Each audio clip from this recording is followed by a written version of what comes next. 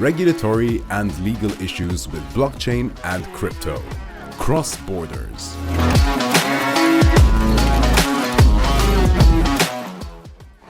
Yes, welcome and thank you. It's the first panel of the day, first panel of the conference. I'm so happy to be here with you guys today.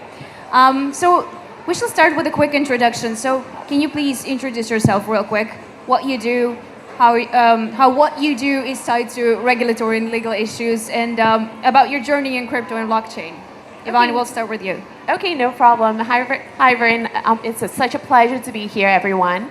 My name is Yvonne, and I head up the legal and compliance department within Superscrypt, which is an early-stage blockchain investment fund that primarily focuses on investing in, as well as supporting innovative founders and projects across the entire ecosystem.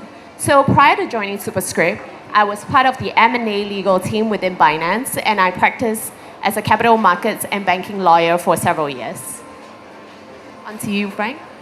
Thank you, and thank you for putting on this awesome event. It already looks amazing. Like when I walked in, I was like, wow, this is, the usual Sigma signature is here. This is great. So my name is Frank Schuengel. I'm based in the Isle of Man. My background is primarily eGaming, or online gambling as we used to call it. I've done that for 20 years. At the moment, I focus on online gambling licensing. I work for the oldest established law firm and corporate service provider in the Isle of Man. We focus on the online gambling license that the island is famous for. And increasingly, we also focus on digital emerging technologies and the lines becoming blurred. So anything from DeFi to NFTs to new tech, new finance, that's basically what we do. Thank you, Ken. Yeah, hello everyone. So it's my advantages that most of them are from different countries, So yeah, I'm 100% Filipino, but I look like a Chinese. So my name is Ken. I'm the CEO and the founder of Blockchain Network Philippines. I've been in crypto space for 7 years as a marketing advisor and consultant. I'm also the Philippine ambassador for different top-notch crypto projects such as Certic, Chainlink, IrisNet, Cosmos, and one of my expertise is more on the digital marketing. I own the first Web3 licensed digital marketing here in the Philippines, and we have also a fintech company which is the Surge Coin and Surge Pay that is also licensed here in the Philippines, from doing crypto to fiat, fiat to crypto. So yeah, thank you so much. Thank you guys for being here. So let's start with zooming out a little bit and take a quick look to the global regulations, right? To different approach in different countries. So what's your take on the newest MiCA regulation? What's your take on Dubai and UAE and VARA regulatory framework? What's your take on Hong Kong trying to be one of the leaders for crypto and virtual asset adoption in Asia? So do regulators in different countries have different approach, and what do they have in common? Who wants to take on that? Okay, I'll go first. I think first and foremost, before I delve into this topic, it's very crucial for everyone here to know that global crypto regulations vary from jurisdiction to jurisdiction. But one thing that's for certain is that it is developing and getting updated across the world, as there is a growing prevalence and usage of these financial instruments. So for instance, in the EU, the most recent significant development would be the creation of the MiCA framework. So what is MiCA actually? So the MiCA framework touches on providing legal certainty to both ICOs, crypto assets, as well as crypto assets, the related services to crypto assets in itself, and really is to establish a uniform framework across the EU so that there is a framework for all the countries within the EU to rely on when it comes to cryptocurrencies. As for Dubai, I think Dubai has taken a rather progressive stance when it comes to crypto regulations. Like the Dubai government has indeed set up the Virtual Asset Regulatory Authority, and the main purpose of VARA in itself is really to take responsibility for all aspects of crypto legislation. And now let's moving on to Hong Kong. Hong Kong itself, it's also pretty progressive, but I think it's slightly slower than the development in Dubai, in the sense that Hong Kong has established, or rather created, a consultation paper that touches on the licensing regime for virtual asset service providers. So it sets out your AML, CFT requirements, your investor protection clauses, as well as your record-keeping obligations. But on top of that, they actually created a new licensing scheme that talks about granting virtual asset trading operators the right to grant retail access to consumers like yourself and myself. And I think this is a significant development in this country. Yeah. So obviously you touched on MiCA already, which is the big topic in Europe at the moment.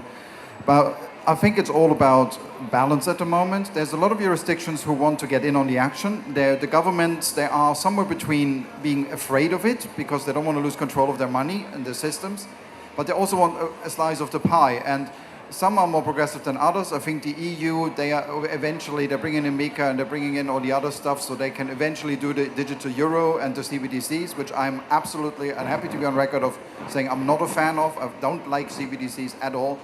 But that's the direction. They will always push towards more regulation. What we need really is a balance, as any jurisdiction, a balance between the freedom for these companies to operate without being hit over the head with a regulatory brick, because there's a real risk that you get regulated to death when you're just starting in a new technology, but at the same time protecting consumers. And these are the two. It's a difficult balance for any government, and that's why everyone does a different thing and their own different thing. What we do in the Isle of Man, for example, we have a thing called the DBA, the Designated Business Act, which we have a lot of crypto exchanges and other guys stay there. Rather than throw a big regulatory brick at them, the government said, fine, keep to the basic AML, CFT stuff, because it always comes down to AML and CFT, always. That's always the basis. These letters will pop up anywhere. And then tell us, make sure you comply with the basics, but then we leave you sort of alone, and we let you do. And that, I think, is the best balance. I think MiCA will be too strangling in the long run. That's just the EU approach. They're just going to kill you with regulation. Dubai has more flexibility, smaller jurisdictions as well. And the other thing I would say is always look for long-term stability. There might be a jurisdiction popping up. They want a quick slice of the cake, but they may be gone next year because the banking system doesn't like them. So look for that balance between player protection, credibility and long-term stability. And it's a young industry. We've only been around for, 13 years thereabouts, Bitcoin 2009. So this is all still forming. We're very young. Yeah, I agree with that.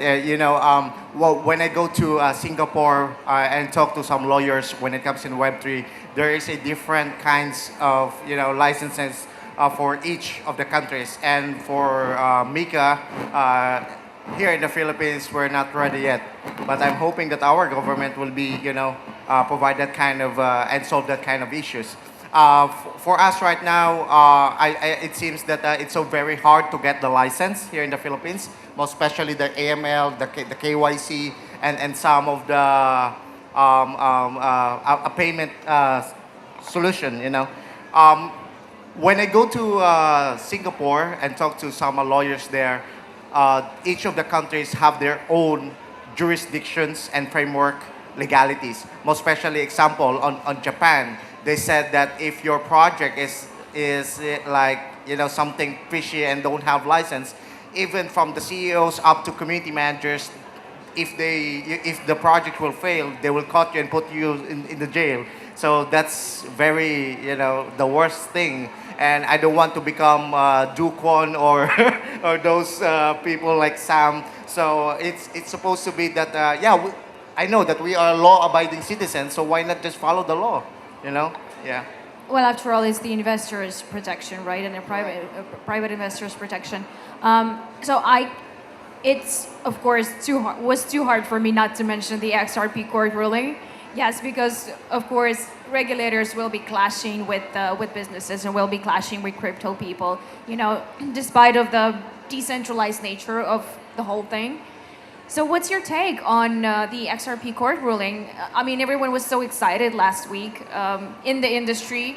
Regulators were not so excited, as far as I understand. So what's your take on this? How will it change the industry? Will it push the interest from the institutional investors from banking, for example? Who wants? Okay. you can expand more on the actual law side of it, but I would say as a general sort of indicator, when we look at America, I think what I would do personally when it comes to the crypto market and how it's going to go there, I would just look where the money is going. And if you see the likes of BlackRock and the big names suddenly getting interested in Bitcoin and in crypto as an investment thing, and they want to get a slice of the action, that tells you that there's good times ahead. And now it's always a good time to buy Bitcoin, of course. I mean, Bitcoin sucks. I'm a maxi, I admit. But these things, I would follow the money in the US. That's the most logical thing, because if someone like BlackRock and all the big ones, they're getting in on the action and they'll be happy about the Ripple court case as well. That tells you which direction we're going. But I think you analyzed the court case in detail, so maybe you're better placed there. Okay, thanks, Frank. I think in reality, the Ripple court ruling is a mixed bag for the crypto industry. And the reason why I say so is because the ruling in itself is split, right? XRP is a security if it's being offered to institutional investor, but XRP is not a security if you offer it to the general public via programmatic sales or you do internal transfer of XRP to your employees or companies within the same ecosystem. So for now, due to this split ruling, obviously you can imagine there are two sides to the same coin. The Ripple founder, Ripple COO, have publicly announced the ruling as a great victory for the crypto industry, right? And they said, they even gone as far to say that the SEC ruling, simply the XRP ruling simply show that the SEC's definition of what constitutes a security is simply too broad, right? And the court is not going to uphold it. But I think let's take two steps back. If you really analyze the court ruling, you will realize that it's actually made at the district court level. And for anyone who knows this, it's the lowest level of court in the US federal system. This also shows that there is absolutely a chance that SEC may just file an appeal and overturn the ruling if it intends to do so. That's one. And secondly, the ruling goes to show that the crux of what SEC is doing is not achieved, i.e. the reason why SEC is trying to mandate registration is because they want to protect investors, but yet the ruling only goes as far to protect institutional investors. Because if you sell it to institutional investors, you got to register, you got to make a whole suite of disclosure. But if you sell it to retail investors, no registration needed. The disclosure then won't be made public to retail investors who will need all this information to arguably make more informed choices in their trade. So I think this is a space that remains to be seen. As to Olga's second part of the question, whether this is going to drive back institutional interest because of the Ripple ruling, my take is, for now, no. And the reason being so is because big banks in the US, such as Bank of America, JP Morgan, they have publicly said that while the ruling is a positive development in the right direction, they will still remain cautious when it comes to managing the risk associated with cryptocurrencies. So I think this is a key takeaway to bear in mind that it's not the be and all ruling yet, and to closely watch this space. Yeah. We have like barely 10 minutes left. Just real quick, 10 seconds. Is crypto a security or is it not? I think it's easier to say which cryptos aren't securities, and obviously if you have the freewheeling ones like Bitcoin isn't a security, and it comes down to the usual test, is it based on the efforts of others? You can always argue it either way, but I think it's easier to answer what isn't when you look at what isn't a security. Yeah, Ken? No. Yeah, I think it really depends on the specific nature of the tokens and the jurisdiction in question. Okay. So after zooming out, I would like to zoom in on Philippines and on Asia. What's your take on local regulatory efforts? By the way, a little later today, 12:30, we're going to have here the SEC Commissioner of Philippines. So he's going to do a keynote speech and then be on a panel. So most probably we will be able to ask some questions. We will be able to ask some questions to a local regulator. So in smaller countries, let's say, as far as I know, it's very important for business representatives to sit down with the regulator, actually sit down and talk about what is needed, where industry goes, right? what conditions are necessary for this industry to flourish and to evolve. How would you evaluate regulators' approach and efforts here in Philippines? What needs to be done? What is done already? Yeah, for me, for those Filipinos out there, yeah, for me, the government should be very have this, focus on this kind of issues, because right now there are lots of frauds and scammers in the Web3, of course, and our SEC are keep saying warning, warning, but they didn't do something because they don't have any jurisdiction as well, and then it's really hard that even our influencers here in the Philippines are promoting negative projects, or we called it, red flags.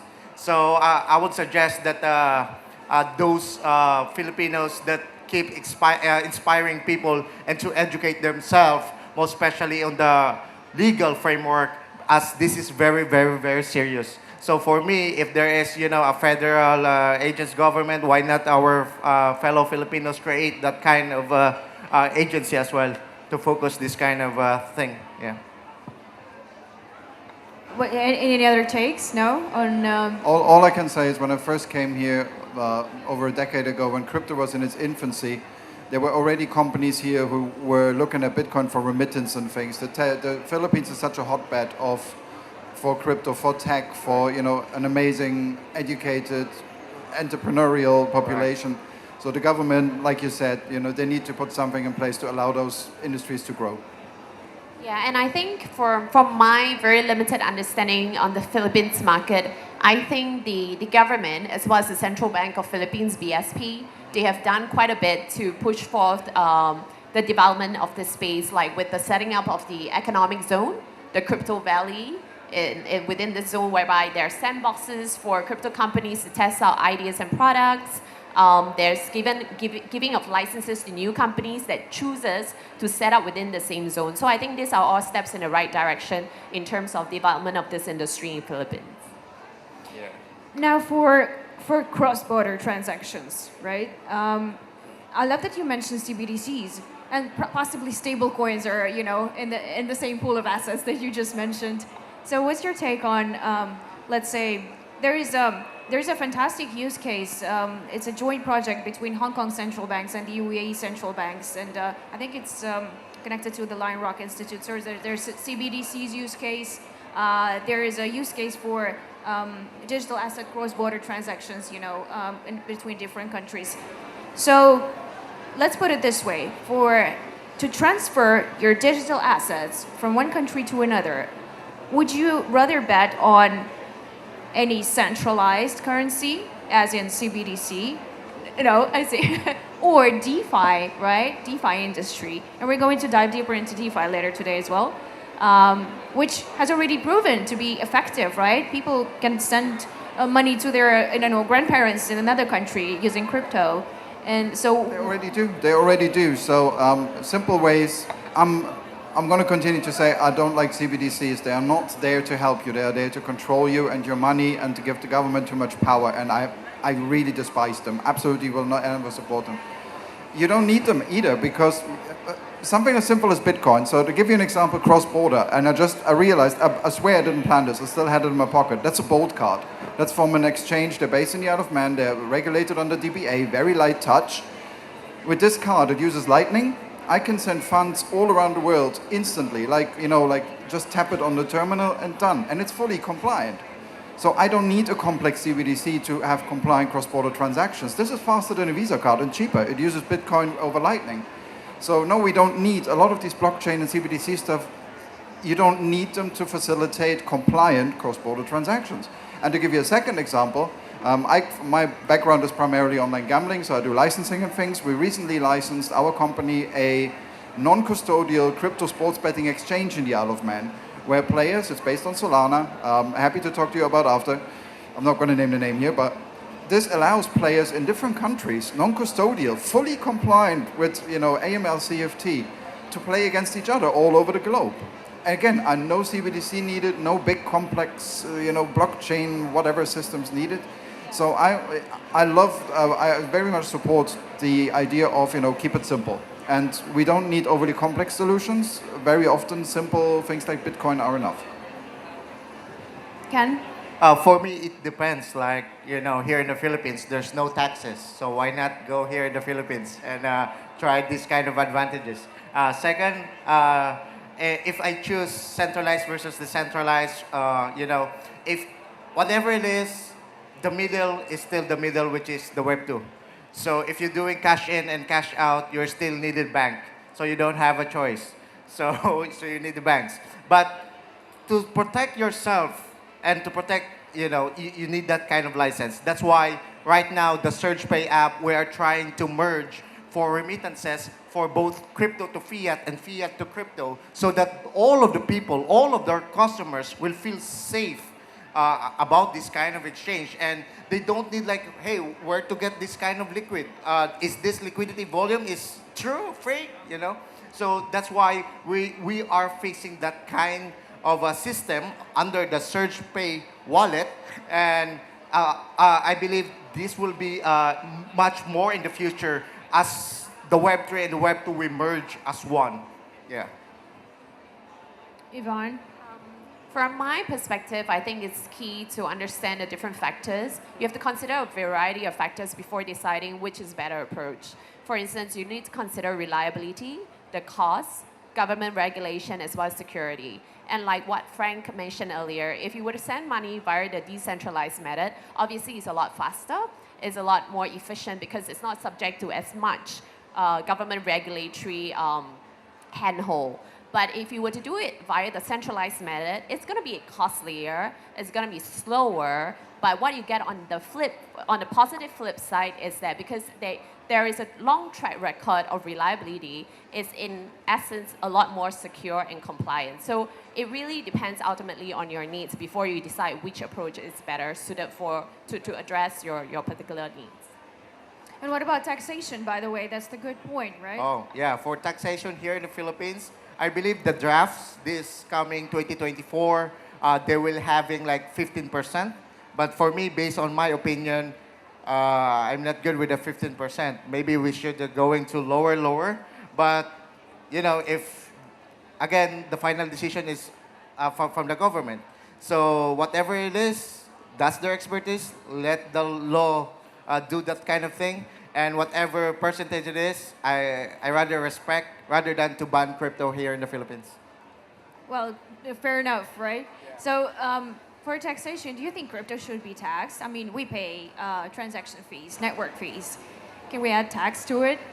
Is it fair? Well, government should be very careful how they tax it. I think you need to give those companies and people who want to use it an incentive to use it. For example, in the Isle of Man, we don't have corporation tax, we don't have capital gains tax to attract companies. And governments make money with different ways. Well, they call it bums on seats. They want to attract the tech talent. Rather than just blindly taxing whatever asset they can get their hands on, you rather attract the talent, and the talent will spend money, and that will, stimulate the economy. So I think my warning to regulators would be, don't just blindly get dollar signs in your eyes and tax it because you see billions. Think bigger picture. Don't tax it to death.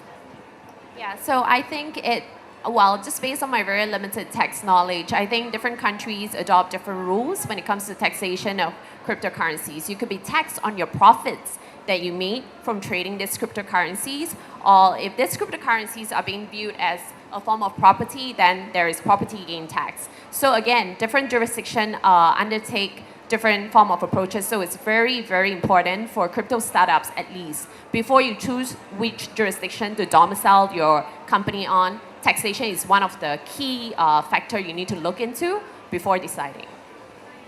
Okay, so our time is almost up. One last thing. We all anticipating the bull market, right?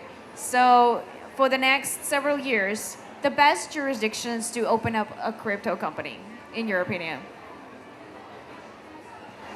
Easy one, the Isle of Man, of course, which is where I live. The reason I say it is because I know it is very crypto-friendly. It has solid regulations under it.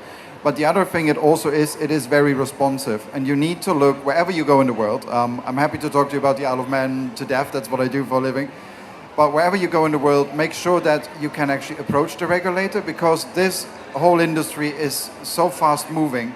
You need a regulator who's flexible, who's approachable. They need to keep up, right? Yeah, and that's what we have. It's such a small place. I can literally pick up the phone to the digital element guys or to the minister. I drink in the same pub, and go, hey, there's this new regulation. What are you doing about it? And the next day there's going to be a working group or there's going to be a discussion, and they can react very fast. So pick a jurisdiction that's business friendly, of course, that's stable, but that can also react with the appropriate pace, because you need to react fast these days. You cannot have a jurisdiction where they take years to do anything. That will kill you. Ken? As long as you're doing well and to protect the consumers, why not? One of my, one of our goal is to protect the consumers, and consumers most especially because they are, your business useless without audiences. So these consumers is not just audiences, but also your community in the future. So I believe if we can talk together on the same level and having this kind of solution to solve this kind of issues with a win-win solution on both sides, I believe, that's fair enough for me. Thank you. Yvonne? My pick for now would be Dubai. I think the Dubai government has taken a very active approach in terms of setting up a pretty comprehensive framework within the UAE to help crypto companies scale. And it's an open secret that the Dubai government is trying to attract a lot of crypto talent and tech talent into the space. And you can see from the inflow of companies just setting up headquarters in Dubai. That's a one telling sign that indeed, this is a general agreement across the big firms like Binance, Coinbase. They are all flocking to Dubai. So Dubai will be my pick for now. Thank you so much. Thanks, everyone. Thanks for being with us today. Ken, Berey, Schuengel, Yvonne, Ang. Thank you so much. Give them a round of applause, please. Thanks, everyone. Thank you so much.